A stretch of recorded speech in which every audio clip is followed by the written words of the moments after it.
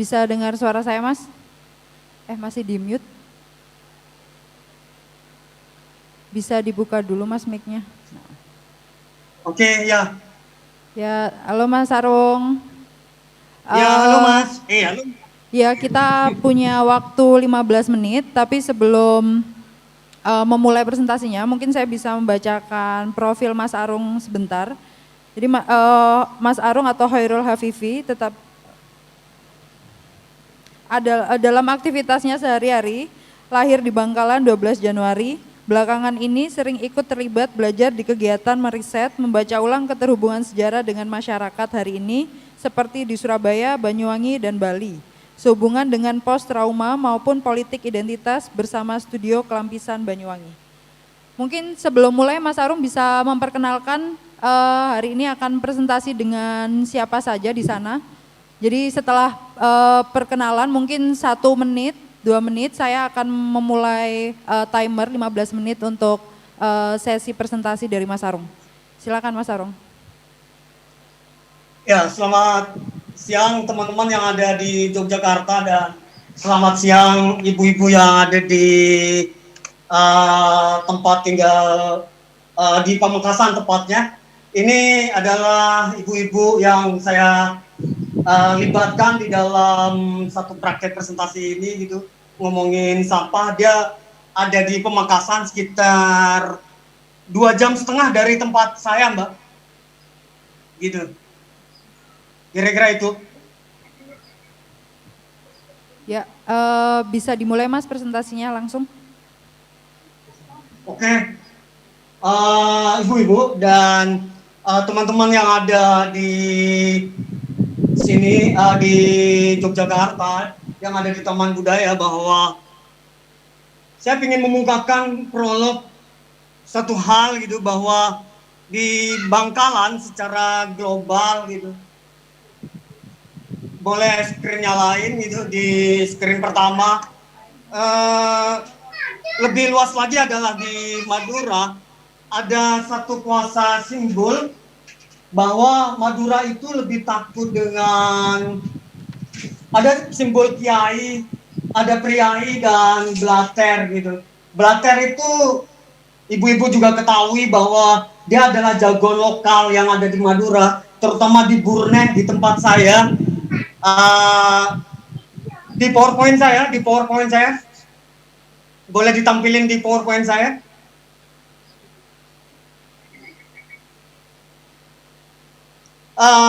Saya bisa garis bawahi bahwa PowerPoint-nya ada di, sebentar Mas. yang ada PowerPoint-nya di ada di PowerPoint, drive Mbak. yang sama. Oh gitu ya. Sebentar Mas. Di beda file. Ada PowerPoint di situ. Di satu Iya, beda file. drive.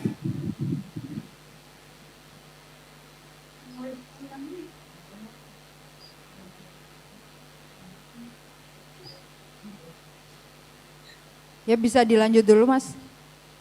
Lanjut ya. Saya garis bawahi bahwa keadaan di Brunei itu selama 10 tahun terakhir ini sampah berserakan di mana-mana. Yang saya ingin garis bawahi adalah satu kecenderungan bahwa blater bisa menjadi senjata untuk satu aktivitas perubahan ekologi gitu, kalau ada ikut terlibat, ikut masuk di dalamnya untuk bersama-sama untuk menggugah satu kesadaran. Karena blater di Burne, di tempat saya tinggal gitu, bahwa rata-rata klebun kepala desa gitu adalah orang-orang jagoan gitu. Tapi selama ini tidak punya, saya masih mempertanyakan gitu secara produk kerjanya dan lain sebagainya. Aku masih meyakinkan bahwa blater kunci dari perubahan lingkungan yang ada di Burnek. Oke, yang kedua adalah yang saya ingin, ini video-video sampah, ada boleh dilihat gitu. Ini ibu-ibu video sampah yang ada di sini gitu. Ini bisa dilihat gitu. Nah itu satu hal ini juga, ini bisa kita simulasi gitu. Nih ibu-ibu simulasi yang kalau misalnya para blater itu dia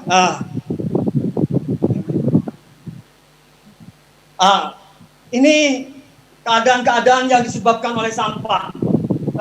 Ini ibu-ibu bahaya. Ini simulasi dari satu poin kalau di Brunei karena memang banyak penyakit dan lain sebagainya. Ada kejang-kejang gitu, berbagai macam penyakit, bahkan juga banjir di Sungai Tangkel gitu. Itu yang menyebabkan 10 tahun terakhir ini gitu yang tidak terjadi. Ya, kira-kira itu. Kemudian satu lagi adalah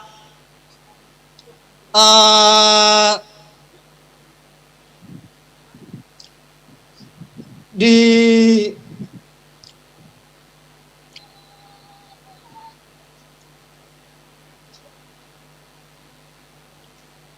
Oke, apa yang membuat saya ingin tahu gitu loh, ingin tahu untuk dan mau memahami lingkungan ini, yang saya bilang bahwa tempat lahir saya 10 tahun terakhir ini, kelas sosial bawah tidak ada yang berubah gitu. Kaum proletar keparat ya terus saja masih keparat juga, masih menjadi proletar gitu. Sementara kelas sosial menengah ke atas semakin pesat gitu kemajuan ekonominya. Apalagi yang sangat dekat dengan kekuasaan gitu.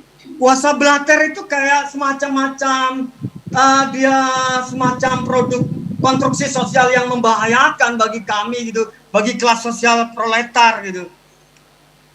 Maka saya mencoba untuk melacak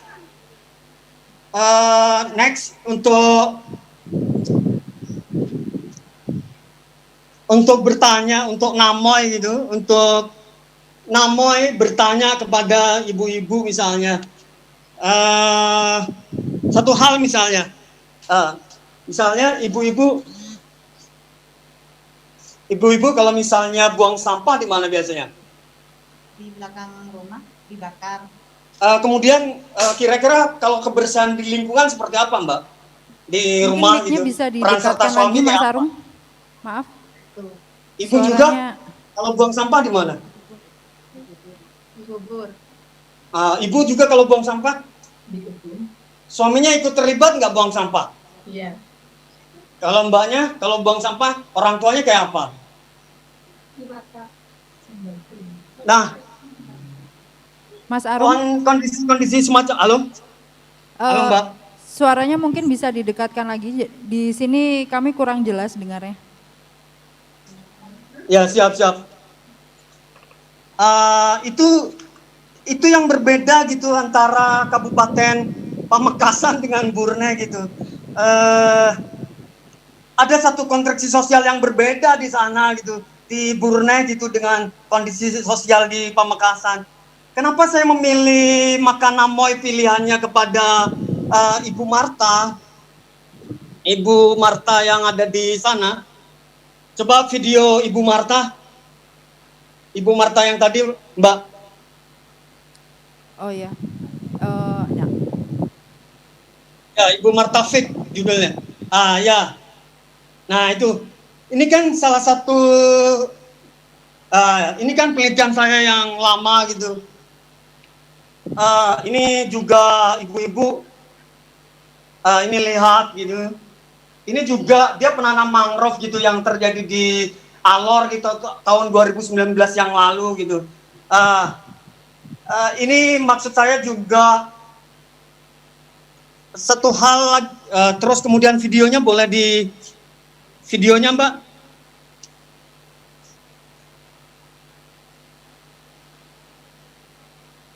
Oke lanjut, video boleh diputar. Videonya Video Marta. yang mana, Mas? Videonya yang Ibu Marta, yang tadi yang nyanyi-nyanyi itu. Oh, yang kalau nggak salah filenya Marta. Ya Marta Fit, ya itu. Sudah ada kerusakan ya, yang dibuat oleh gelombang juga. Ini kan dibuat Jadi oleh saya tangan memang manusia saya yang tidak ambil bertanggung di jawab. Itu dalam hal dokumen Metro penggalian TV gitu. pasir. Karena memang jadi airnya file saya juga Iya, hangus dengan gelombangnya karena semakin ini besar. penelitian yang lama Ya videonya. dulu kan Ini gelombang itu kira-kira udah sampai ibu di itu tempat yang bisa ada pisang dilihat itu. di sini. Ah, itu di situ. hampir menyapu rumah Iya. Oke, iya. lanjut. Iya. Oke, Sekitar lanjut, 1 Mbak. meter lebih lah dari tepian pantai itu ke rumah itu, menuju rumah itu 1 meter lebih saya. File Oke, lanjut, presentasinya Mbak. udah. Ya. Waktunya tinggal Oke, 6 ya. menit lagi, Mas. Berapa? Waktunya tinggal 6 menit lagi. Oke. Lanjut, Mbak. Lanjut, next. Oke, next. Next. Next. Oke, next. Next. Oke, ini. Tahan di sini. Maksud saya, ini aktivisme mereka yang saya dekatkan dalam perspektif ekofeminisme gitu. Kenapa saya bilang, meskipun mereka perempuan ini juga tidak mengakui bahwa ada satu perlawanan gender menurut saya, ada satu perlawanan gender gitu. Karena rata-rata penanam mangrove yang terjadi di Alor dan terjadi di Pamekasan itu rata-rata perempuan semuanya. Perempuan semuanya, maksud saya laki-laki. Dia didominasi oleh perempuan. Meskipun mereka tidak mengakui satu perlawanan gender gitu terhadap, tapi mereka tanpa disadari ada perlawanan. Kalau laki-laki bisa, gue harus bisa. Itu tersirat gitu di dalam pikiran dia gitu. Oke, next. Nah, kemudian dia menjadi in out gitu, caranya dia keluar masuk dari dalam rumah. Yang berbeda adalah antara Marta Lotang dengan Bu Endang Triwahyurini yang dia ada di Pamekasan. Justru kelas sosial bawah itu lebih tajam gitu cara ekofeminismenya. Dia memang lebih peduli dari dalam rumah gitu. Dia lebih sangat dia sangat ditata gitu di dalam rumahnya gitu. Oke, next. Next, Mbak. Oke. Saya ingin bertanya gitu, satu hal lagi adalah peran suami di rumah seperti apa ya, Bu? Apakah ikut bekerja untuk untuk membersihkan lingkungan, apa uncang-uncang kaki suaminya? Membantu nyapu juga. Serius ya? Iya. Apakah suami juga ikut mengatur tentang kebersihan lingkungan? Iya, suami yang menyediakan fasilitas di belakang rumah. Oke, kalau suami ibu seperti apa? Apakah dia juga ikut terlibat Mikrofonnya gitu bisa didekatkan lagi mungkin, Mas Arung? Iya, terlibat. Dia ikut terlibat untuk mengontrol tentang kebersihan gitu? Iya. Apakah dia memang uncang-uncang kaki aja? Tidak. Serius ya? Serius. Oh, jujur ya? Ya. Ibu juga begitu ya? Iya. Ikut ngepel, ikut nyapu tidak suami ibu? Kalau nyapu ya, kalau ngepel enggak. Nyuci pakaian dalam? Nyuci baju ya. Nyuci baju juga, nyuci bajunya sendiri. Sering. Suaminya Ya, juga? Semua, baju semua. Nah, ini kondisi-kondisi yang saya temukan berbeda gitu, Mbak. Ketimbang di kampung saya. Oke, next, Mbak. Materinya next. Oke, ini maksud saya blatter tadi. Oke, sebelumnya. Oke, bukan. Yang bagan. Sebelumnya Mbak, yang bagan tadi.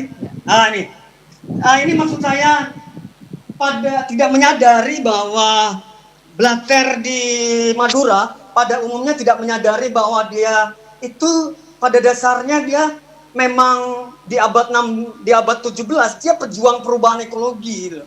Dia adalah sangat peduli latar belakang tentang tanah-tanah yang gersang dan lain sebagainya gitu. Tapi dia dipahami belakangan ini kemudian dia menjadi keras gitu karena di era reformasi banyak para blater menjadi kiai gitu loh. Banyak para blater jadi bupati dan klebun. Seperti di Bangkalan gitu, blater jadi klebun, jadi bupati gitu. Di sini juga sama kan? Kepala desanya. Klebun juga, blater-blater juga, para jagoan-jagoan semua. Nah itu ternyata memang kalau tidak blater tidak jadi kepala desa, Mbak. Di Madura pada umumnya seperti itu. Ternyata ini pola yang sama antara yang terjadi di Pamekasan dengan yang ada di Burne, sama di Plumpung tepatnya di Pamekasan. Oke, next, Mbak. Oke, lanjut Waktunya lagi. 1 menit lagi ya Mas. Oke, terus lanjut. Putar video yang sampah, Mbak. Video yang mana Mas? Video sampah. Kok bagi kita pun mengkir tempat lain pada loi pare ngagir. Ini kan yang terjadi di Bangkalan, Ibu. Bupatinya juga tidak bisa menyelesaikan dengan cara yang baik gitu. Ini juga kondisi yang terjadi misalnya di Bangkalan gitu, nggak tahu apakah di Pamekasan juga beda gitu, apakah bupatinya juga gitu. Ini yang terjadi di Bangkalan, riuh gitu Mbak, apalagi di Burne gitu.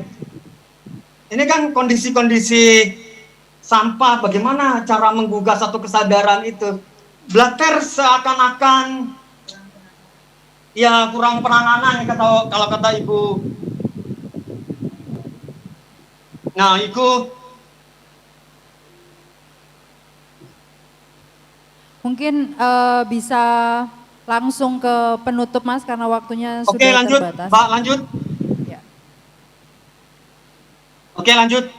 Oke, sebelumnya terakhirnya.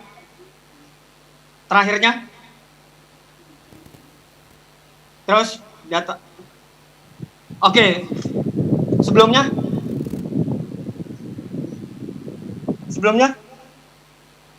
Oke.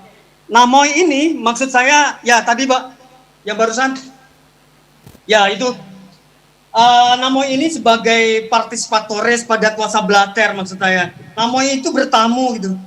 Namoi ini sebagai penelitian artistik dengan keinginan mencakup keinginan untuk mengetahui dan memahami yang terjadi di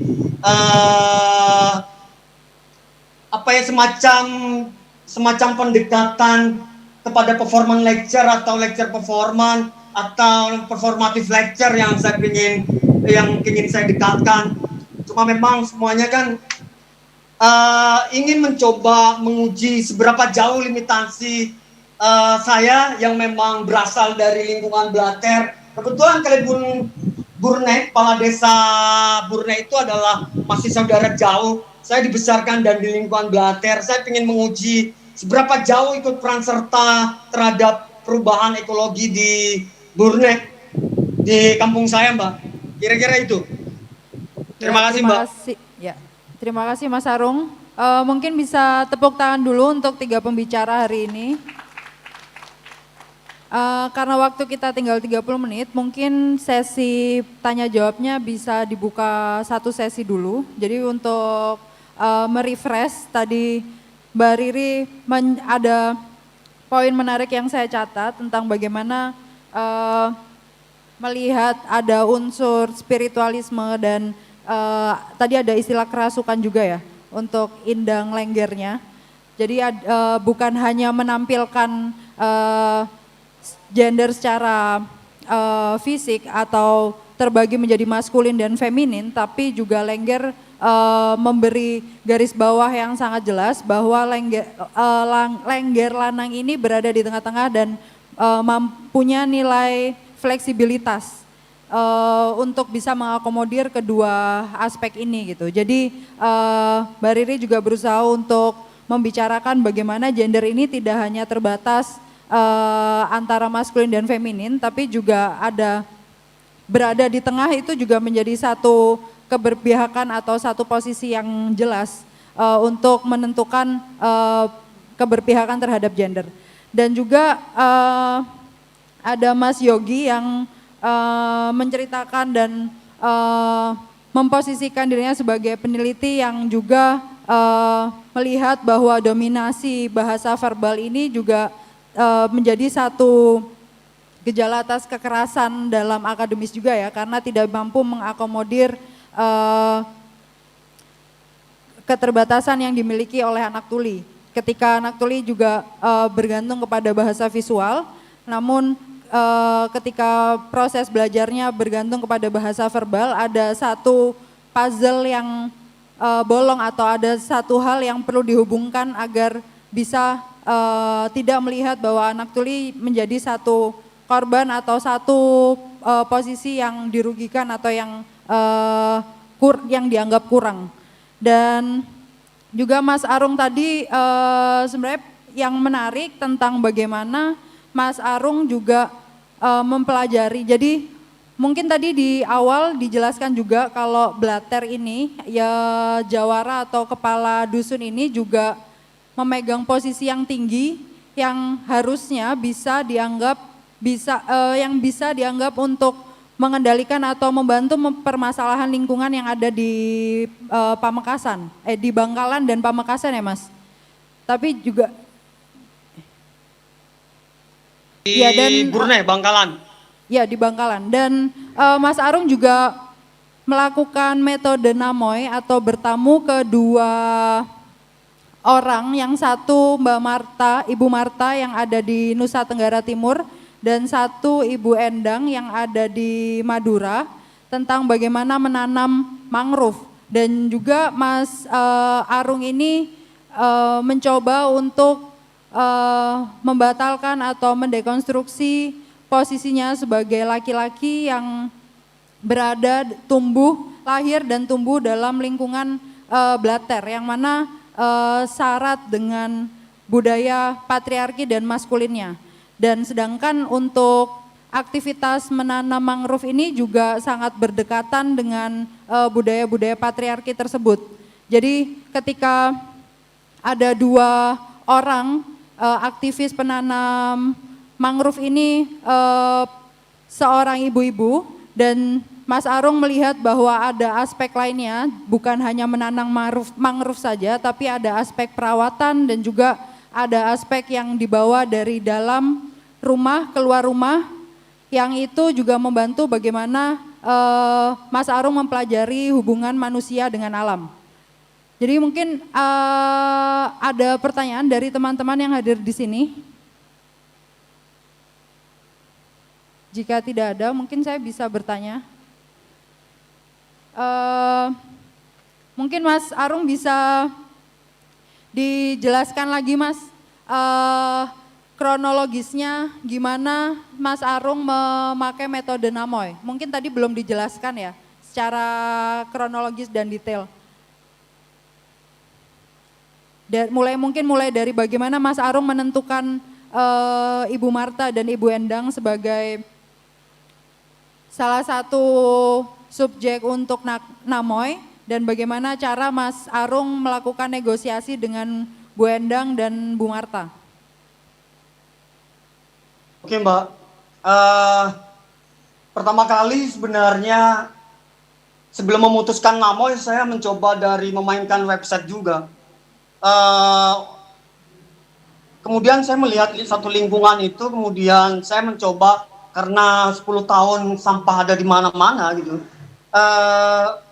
Kemudian saya mencoba melacak melalui website, ditemukanlah itu penanam mangrove gitu. Penanam mangrove itu sebagai jalan satu transportasi saya untuk namoy gitu. Kemudian saya mengumpulkan data dari keduanya itu sejak 2019 yang lalu gitu.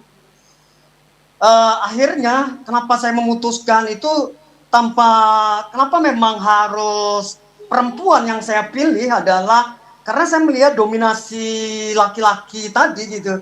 Kemudian saya coba ingin membatalkan juga bahwa kekerasan yang ada dalam diri saya ingin menguji seberapa jauh gitu.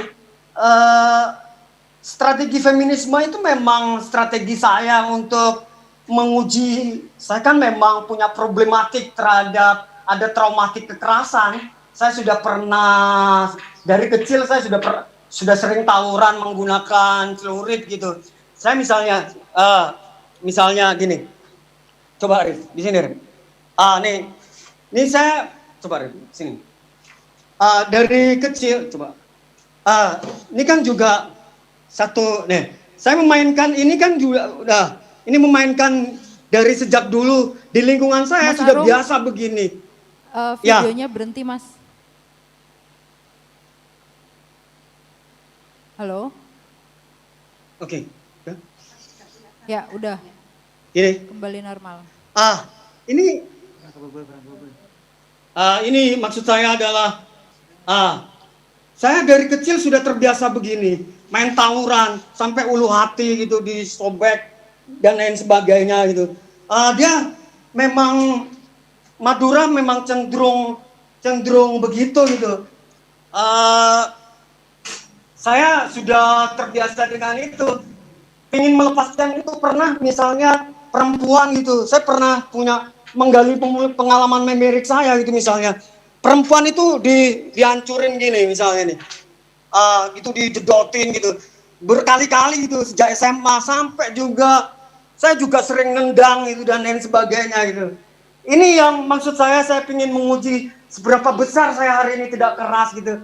Feminisme memang cara ujian saya untuk jangan-jangan saya masih keras gitu. Dia pintu masuk saya untuk masuk ke dalam nama itu. Akhirnya saya memutuskan untuk bertamu kepada dua perempuan itu. Dan ternyata meskipun mereka tidak menjelaskan secara langsung, ada konflik-konflik di antara para penggiat lainnya gitu. Konflik secara internal gitu loh Mbak. Gesekan-gesekan dengan laki-laki itu gitu. Aku kira itu Mbak. Mas.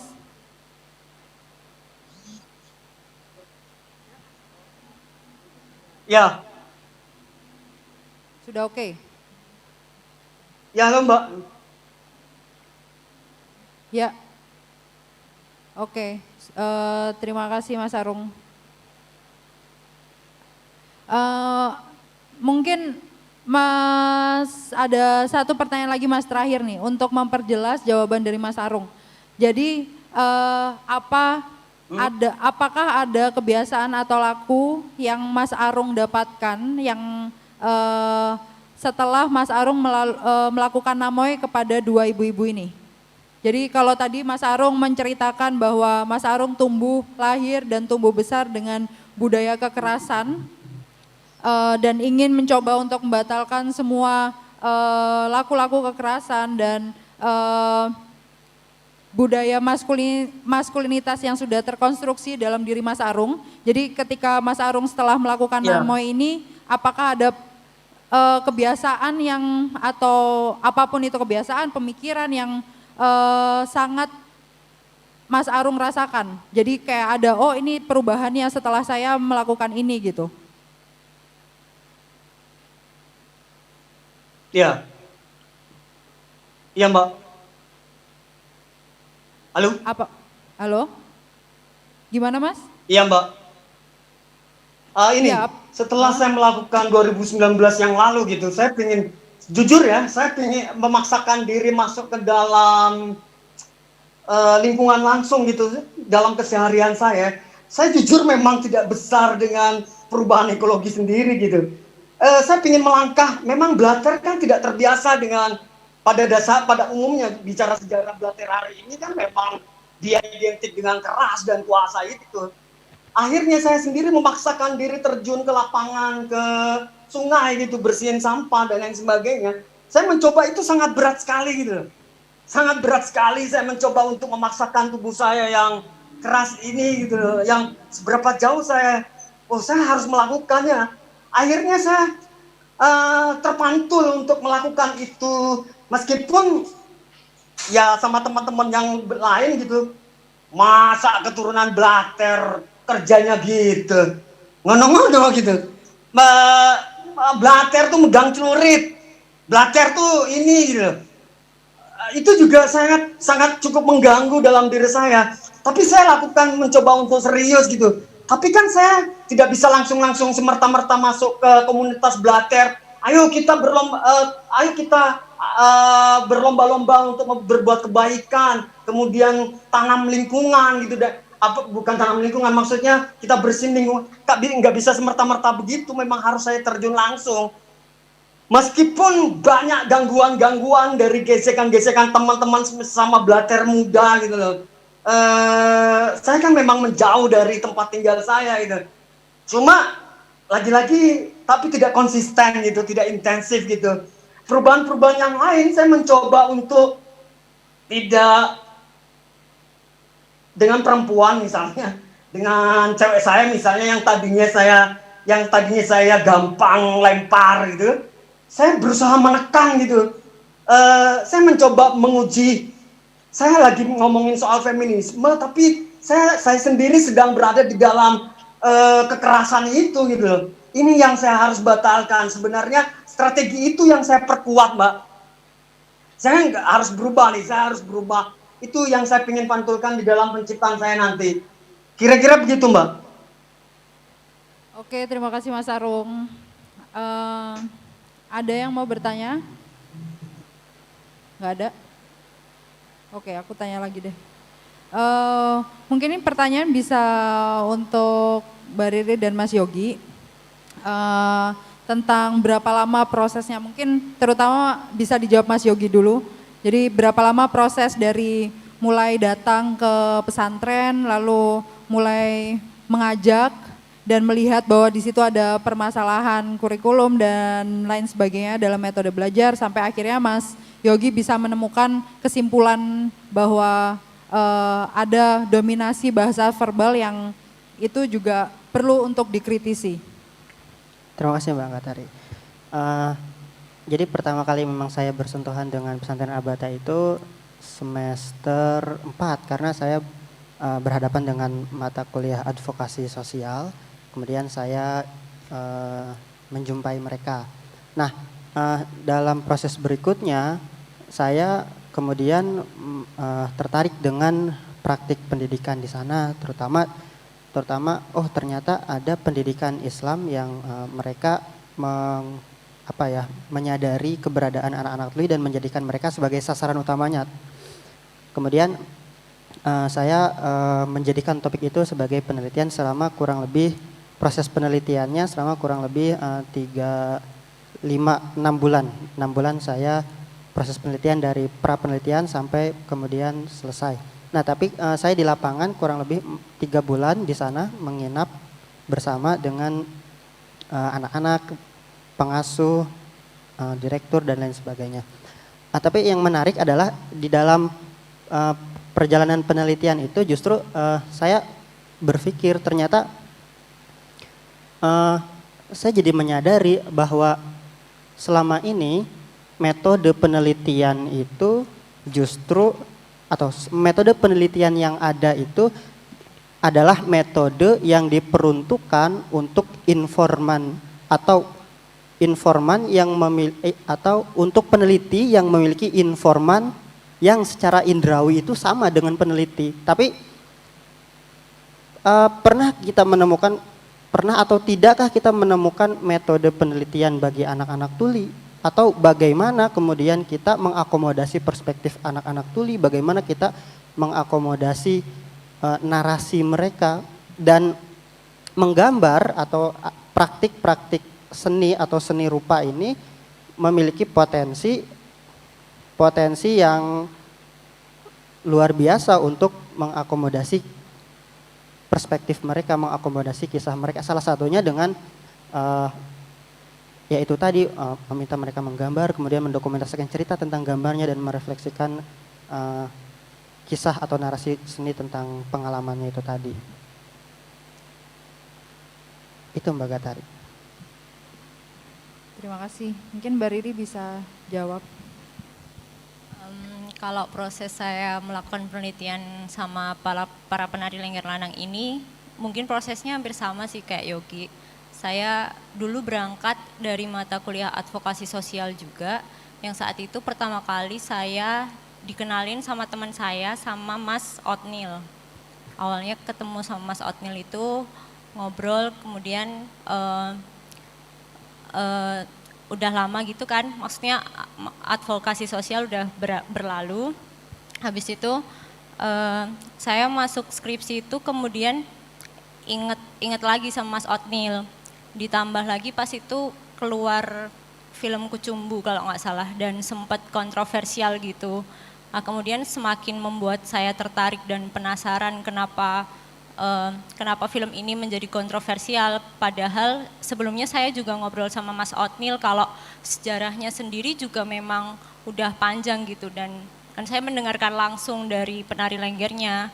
Ketika sayang sekali ketika memahami identitas gender hanya terbatas dalam maskulin dan feminim dan kemudian tidak diciptakan ruang untuk mendiskusikan identitas gender yang ada di Lengger Lanang ini. Padahal kontribusinya besar dan ini ada sebagai pengetahuan lokal gitu. Ada dari tradisi. Tuh. Prosesnya 6 bulan, sekitar 6 bulan. Kalau dari kamu, apakah ada refleksi personal yang didapat ketika melakukan penelitian tentang Lengger Lanang? Karena tadi kan presentasi yang dilakukan sama Mbak Riri banyak bahas tentang, karena metodenya adalah life history, yaitu profil dari si pelaku Lengger Lanang, dan juga banyak membahas tentang permasalahan gender dan kenapa mempelajari gender melalui Lengger Lanang ini menjadi penting. Tapi juga ini bisa dilihat sebagai upaya yang dilakukan Mbak Riri sebagai peneliti untuk memahami atau sekaligus juga membatalkan tentang konstruksi sosial terhadap kuasa-kuasa dominan tertentu, misalnya gender atau bahasa verbal yang sama atau bahasa sama yang dilakukan oleh Mas Yogi.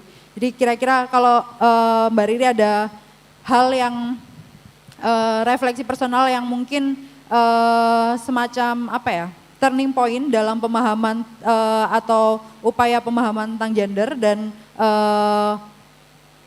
kasus kekerasan ini?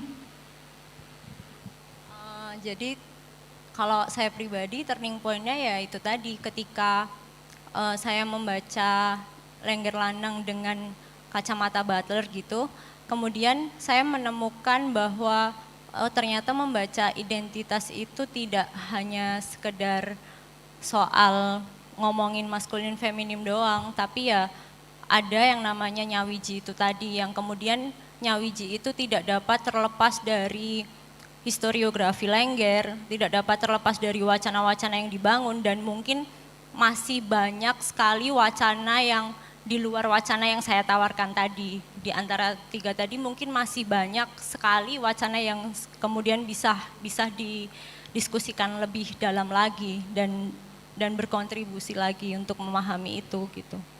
Itu sih. Sebenarnya 3 wacana itu mungkin terlalu sederhana untuk menggambarkan spektrum identitas gender yang ada di Lengger Lanang itu gitu.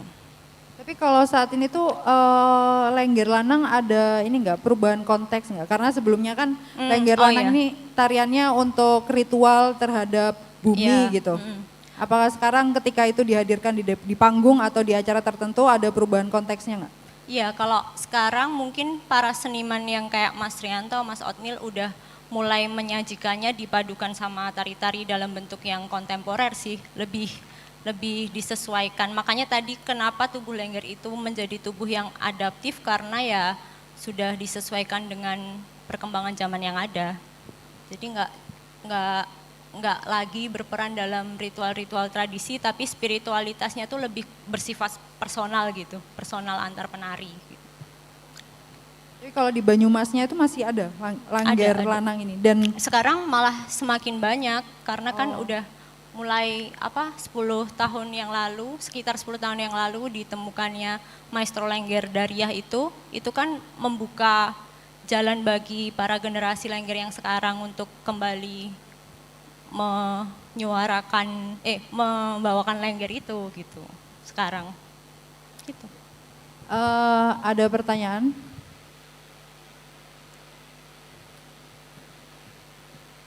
Oh nggak ada ya?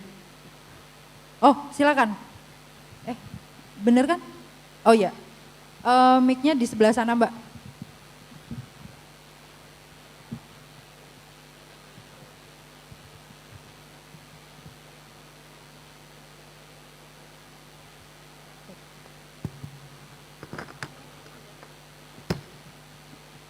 Terima kasih. Terima kasih. Perkenalkan, nama saya Anindita. Di sini saya mau bertanya terkait dengan lengger lanang. Tadi dikatakan bahwa Mungkin suara bisa didekatkan ke mikrofon. Cek. Jadi tadi dikatakan bahwa lengger lanang itu sudah mengalami pergeseran gitu, yang awalnya berfungsi sebagai ritual-ritual untuk bumi, dan kemudian sekarang sudah dipadu-padankan dengan kesenian yang sifatnya lebih kontemporer. Yang saya tanyakan, apakah kemudian pencarian indang itu juga masih perlu dilakukan ketika fungsi lengger itu mungkin sekarang lebih ke performance ya, selain ke ritual? Itu aja sih. Terima kasih. Terima kasih. Mbak Riri mungkin bisa langsung jawab. Terima kasih kepada Mbak Dita yang sudah memberikan pertanyaan. Jadi sebenarnya indang sendiri, kalau berdasarkan narasumber yang saya tanya, yang saya wawancarai, mereka masih melakukan pencarian, dan ada Mas Rianto itu yang emang mendapatkan indang gitu. Dan sebenarnya kehadiran indang itu bukan sesuatu yang kadang kalau yang didapatkan itu adalah kayak semacam tiba-tiba gitu loh, dia ada di dalam dirinya, dan akhirnya terlihat itu ketika menari, dia kayak semacam punya pamor gitu, pamor tersendiri dibanding penari-penari yang lain gitu sih. Dan kemudian kenapa relevan ketika membicarakan indang di masa sekarang, kenapa mereka menjadi perlu untuk mencari indang, karena mungkin itu berkenaan dengan bagaimana mereka menghormati para leluhur itu, karena mereka kan hidup lahir dan hidup dan besar di landscape Banyumas gitu ya, di wilayah Banyumas, yang kemudian mereka menjadi